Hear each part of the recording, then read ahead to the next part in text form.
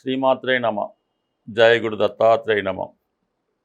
ఈ వీడియోలో మనం కర్కాటక రాశి వారికి డిసెంబర్ 28 నుంచి జనవరి 3 మధ్యలో జరిగే వార ఫలాలు పరిశీలించినప్పుడు మరి ఈ వార ప్రారంభంలో కర్కాటక రాశి వారు ఒక పెద్ద సమస్య నుంచి బయటపడడం జరుగుతుంది. అలాగే చాలామంది మిమ్మల్ని ఈ పని మీరు చేయలేరు, మీ వల్ల ఇది కాదు అని విమర్శించడం జరుగుతూ ఉంది. అటువంటి విమర్శలు తిప్పికొట్టే విధంగా ఈ వారంలో మీరు ఆ సక్సెస్ని సాధించడం జరుగుతూ ఉంది.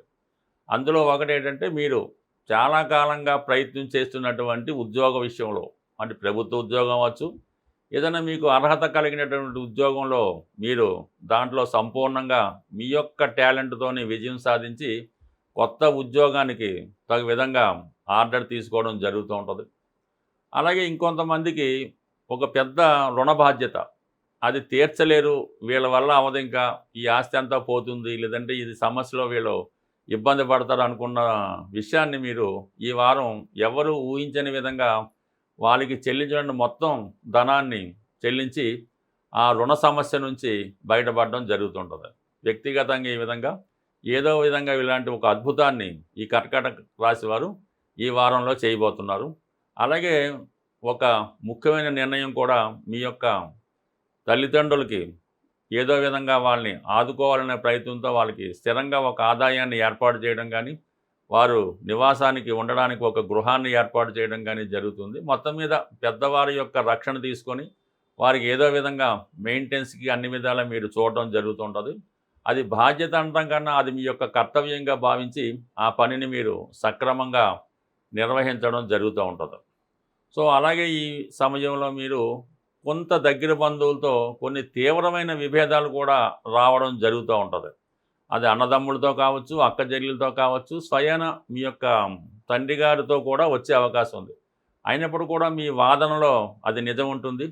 అది కంపల్సరిగా మీరు అనుకున్నదే చేయడం జరుగుతూ ఉంటుంది. బట్ ఈ సమయంలో ఏమైనా స్థిరాస్తి సంబంధించిన పంపకాలు, వాటి వ్యవహారాలు ఏమైనా చర్చకు వచ్చినప్పుడు కంపల్సరిగా మీకు ఆ విషయంలో కొంత అన్యాయం అన్నది జరుగుతూ ఉంటుంది. అంటే ఈ ఆస్తి పంపకాల్లో మీరు అనుకున్న విధంగా కాకుండా కొంత నష్టపోవడం కానీ, కొంత అన్యాయం కానీ మీకు జరుగుతూ ఉంటుంది. అది మీరు కామన్గా తీసుకోవాల్సి ఉంటుంది. ఎందుకంటే కామన్గా మీ యొక్క స్థితిని బట్టి, ఇన్నాళ్ళు మీరు చేసిన పనిని బట్టి వాటన్నిటినీ మర్చిపోయి ఈ విషయంలో మీకు కొంత అన్యాయం జరగడం వాస్తవం. అయినప్పుడు కూడా మీరు ఒక విధంగా మీరు పోగొట్టుకుంటే మీకు వేరే విధంగా భగవంతుడు ఇవ్వడం జరుగుతుంటుంది. కాబట్టి ఎటువంటి సమస్యలు వచ్చినా, అంటే కుటుంబ సభ్యులతో, ఎస్పెషల్లీ రక్త సంబంధికులతో, దాయాదులతో, అన్నదమ్ములతో ఎటువంటి విభేదాలు వచ్చినా కూడా మీరు దాన్ని సర్దుకుపోవడం మంచిది. దాని తర్వాత మీకు భగవంతుడు అనేక రెట్లు మీకు మేలు చేయడం జరుగుతూ ఉంటుంది. బట్ ఏదైనా ఈ విషయంలో జాగ్రత్తగా ఉండడం మంచిది.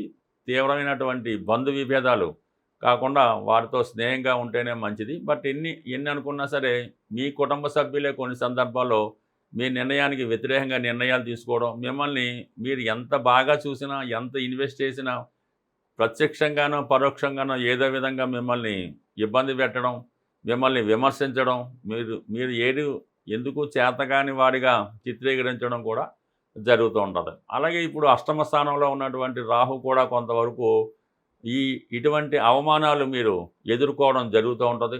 మీరు మంచి చేసినా, చెడు చేసినా అటువైపు నుంచి మాత్రం విమర్శలే తప్ప ప్రశంసలు అన్నవి ఈ సమయంలో రావడం ఇది తప్పదు. కాబట్టి కొంతవరకు వివాదాస్పద నిర్ణయాలు తీసుకోవడం కానీ, అటువంటి విషయాల్లో పాల్గొనడం కానీ చేయకుండా కొంతవరకు జాగ్రత్తగా ఉండడం మంచిది. మీరు స్నేహం చేసే విషయంలో కూడా మంచి నడవడిక, మంచి క్యారెక్టర్ ఉన్న వాళ్ళతోనే స్నేహం చేయాలి తప్ప, లేని పక్షంలో మీరు చెయ్యకపోయినా మీరు చేశారని, మీ స్నేహితులు ఇలా చేశారని కొంత ఇబ్బంది వచ్చే అవకాశం ఉంది. కాబట్టి ఈ విషయంలో చాలా జాగ్రత్తగా వహించడం మంచిది. బట్ ఏదైనా ఈ వారంలో మీరు ఏదో ఒక పుణ్యక్షేత్రాన్ని దర్శిస్తారు.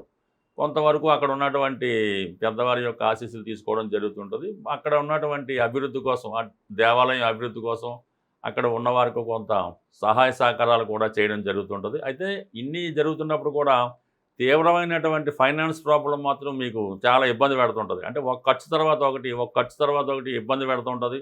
మీ దగ్గర డబ్బులు ఉన్నాయని మరీ ఒత్తిడి చేయడం వల్ల మీరు చాలా అసహనానికి ఇబ్బంది పడుతూ ఉంటారు. బట్ ఏదైనా ఆర్థిక సంబంధించిన విషయాల్లో కొంత జాగ్రత్త పడడం మంచిది. ఈ ధనం చేతిలో లేకపోవడం వల్ల కొన్ని ముఖ్యమైనటువంటి పనులు కూడా వాయిదా పడే అవకాశం ఉంది. ఈ వారం నుంచి మనం 2026వ సంవత్సరంలోకి ప్రవేశించడం జరుగుతూ ఉంది. అయితే మరి ఈ ఇంగ్లీష్ సంవత్సరం కాబట్టి కొంతవరకు న్యూమరాలజీని కూడా మనం ఉపయోగించుకోవడం మంచిది. 2026లో కేవలం 26 మాత్రమే తీసుకోవడం జరుగుతూ ఉంటుంది. 2000 కంటిన్యూ అవుతుంటుంది కదా, 26 అన్నప్పుడు సంఖ్య 8 అయింది. అంటే శని యొక్క ప్రభావం ఈ సంవత్సరం ఎక్కువగా ఉంటుందన్నమాట. అందువల్ల అంటే పారిశ్రామిక రంగం వారికి, శ్రామికులకి, కార్మికులకి చాలా అనుకూలమైనటువంటి పరిస్థితులు ఏర్పడుతుంటాయి. అంటే 8 కూడా ఏ విధంగా ఏర్పడింది? 2, 6 అంటే రెండో సంఖ్య చంద్రుడు కాబట్టి కామన్గా కొంతకాలంగా ఒక 25 సంవత్సరాలుగా స్త్రీల యొక్క హవా కొనసాగుతూ ఉంది. ఎప్పుడైతే 2000 స్టార్ట్ అయిందో అక్కడి నుంచి స్త్రీలదే ఆధిపత్యం వహిస్తున్నారు. 2020 నుంచి అది మరీ ఇంకా ఎక్కువ అవడం వల్ల ఈ పెళ్ళిళ్ళ విషయంలో అన్ని విషయంలో పాపం ప్రస్తుతం స్త్రీలకే ఆధిపత్యం రావడం జరిగింది. ఇంకా ఈ సంవత్సరం కూడా స్త్రీలదే పైచేయిగా ఉండడం జరుగుతూ ఉంటుంది. అలాగే 6వ సంఖ్య 26 కాబట్టి 6 శుక్రుడు సంబంధించింది కాబట్టి సాధారణంగా ఈ వాహనాలు, కార్లు, గోల్డ్, ఇమిటేషన్ ఆర్టికల్స్, ఖరీదైన వస్తువులకి ఎక్కువ ప్రభావం ఉంటుంది. అది ఎక్కువ అమ్మకాలు అవి రావడం వల్ల అంటే ఎక్కువ లగ్జరీ ఐటమ్స్, ఈ గోల్డ్ ఐటమ్స్, అలాగే వాహనాలు ఇవి రేట్లు అవి పెరుగుతుంటే ప్రజలు కూడా ఎక్కువ లగ్జరీ ఐటమ్స్ కొంటూ ధనాన్ని కూడా ఎక్కువ ఖర్చు పెట్టడం జరుగుతూ ఉంటుంది. ఎస్పెషల్లీ 2026వ సంవత్సరంలో సినిమా పరిశ్రమ అన్నది చాలా అభివృద్ధికరంగా ఉంటుంది. చాలా వరకు వాళ్ళు మళ్ళీ తిరిగి పూర్వ వైభవాన్ని పుంజుకోవడం జరుగుతూ ఉంటుంది. దాంతోపాటు టీవీ, మీడియా కూడా అనుకూలంగా ఉండడం జరుగుతూ ఉంది కాబట్టి అయితే ప్రజలు ధన విషయంలో కొంత జాగ్రత్త పడవలసి ఉంటుంది. అధికమైనటువంటి ధన వ్యయం వల్ల చాలా వరకు ఫైనాన్స్ డెఫిసిట్లో పడుతూ ఉంటారు. దానివల్ల ఏంటంటే ప్రతి ఒక్కరూ కూడా ఈ 2026వ సంవత్సరంలో ముందుగా ఏంటంటే శని భగవానుడిని పూజించుకోవాల్సి ఉంటుంది. దాని కొరకు ఏంటంటే ప్రతి శనివారం వ్రతం కానీ, శనివారం నియమంగా ఉండడం కానీ, మన పూర్వకాలం నుంచి చేసిన శనివారం ఒక పూట ఉండడం, ఆ రోజు నియమంగా ఉండడం, ఈ శనివారం చేసుకొని హనుమాన్ చాలీసా కానీ, విష్ణు సహస్రనామం కానీ ఏదో ఒకటి భగవన్నామ స్మరణ చేసుకోవడం వల్ల మనకి శని భగవానుడు అనుగ్రహిస్తుంటాడు. ముఖ్యంగా ఏంటంటే ఎటువంటి బలహీనతలు లేకుండా నిజాయితీగా సింపుల్ లైఫ్ కోరుకుంటే మాత్రం సింపుల్గా ఎవరైతే జీవిస్తారో వాళ్ళ లైఫ్ బ్రహ్మాండంగా ఉంటుంది. ఇక మామూలుగా శుక్ర భగవానుడు కూడా కాబట్టి లక్ష్మీ అనుగ్రహం కోసం కనకధార స్తోత్రం, ఈ చంద్రుడు కాబట్టి అంటే టోటల్గా మనం ఏంటంటే మీకు నెలకు ఒక్కసారైనా ప్రత్యేకంగా ఒకరోజు విష్ణు సహస్రనామం, లక్ష్మీ స్తోత్రం 2 కలిపే పుస్తకంలో ఉంటాయి. ఎవరైతే శ్రద్ధగా పారాయణ చేస్తారో వాళ్ళకి కంప్లీట్గా అన్ని సమస్యల నుంచి బయటపడడం జరుగుతూ ఉంటుంది. దాని తర్వాత ఏంటి, వెరీ సింపుల్ రెమెడీ, ఇంకేం కష్టపడక్కర్లేదు. ఆంజనేయ స్వామి, ఈ యుగంలో ఆంజనేయ స్వామి ఇచ్చినంత స్పీడ్గా ఎవరు కూడా వరం ఇవ్వరు. మీకు ఏ పని కావాలన్నా, ఏ ప్రయత్నం కావాలన్నా ఆంజనేయ స్వామిని పట్టుకుంటే మాత్రం 2026 శని యొక్క ఆధిపత్యం ఉంటుంది కాబట్టి ఆంజనేయ స్వామి ఇంకా తొందరగా మీకు ఫలితం ఇవ్వడం జరుగుతూ ఉంటుంది. ఆంజనేయ స్వామి చిన్న టెక్నిక్ ఏంటంటే, మీరు ఉద్యోగం కొరకు ప్రయత్నం చేస్తున్నారు, ఉద్యోగం కొరకు ప్రయత్నం చేస్తే శనివారం రోజు ఆంజనేయ స్వామి టెంపుల్కి వెళ్ళి సింధూరంతో పూజ చేయించి వడమాల కానీ, స్వామికి ఇష్టమైనటువంటి బాగా పండినటువంటి 5 అరటిపళ్ళు ఇవ్వడం వల్ల ఇలా కొన్ని శనివారం వెళ్తే మీకు ఉద్యోగం అనేది కంపల్సరీగా వచ్చేస్తుంది.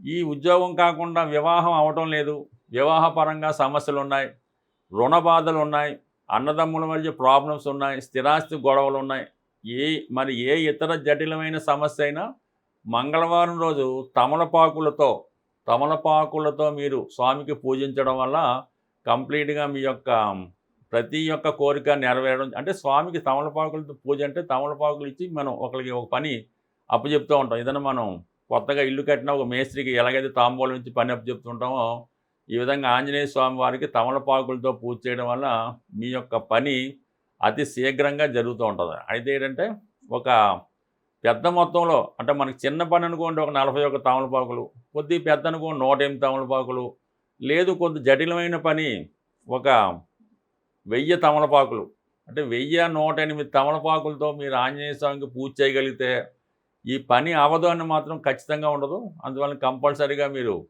ఎక్కువగా ఆంజనేయ స్వామి ఏంటంటే యవ్వనంలో ఉన్న వాళ్ళకి, యువకులకి బాగా ఉపయోగపడుతూ ఉంటారు. అంటే 36 సంవత్సరాలు లేదంటే 45 ఇయర్స్ లోపు ఉన్న వాళ్ళు ఆంజనేయ స్వామిని పూజిస్తూ, ఎప్పుడైతే ఆంజనేయ స్వామిని పూజించామో ఆ ఒక్కరోజు మాత్రం బ్రహ్మచర్యం పాటించగలిగితే, దాంతోపాటు మిగతావి కూడా దూరంగా ఉంటే మంచిది. ఈ విధంగా ఏదో ఒకటి మనం కావాలంటే ఏదో ఒకటి వదులుకోవాల్సి ఉంటుంది. ఈ విధంగా చిన్న నియమం పాటించడం వల్ల 2026 మీకు అద్భుత విజయాలు సాధించడం జరుగుతుంది. స్వస్తి.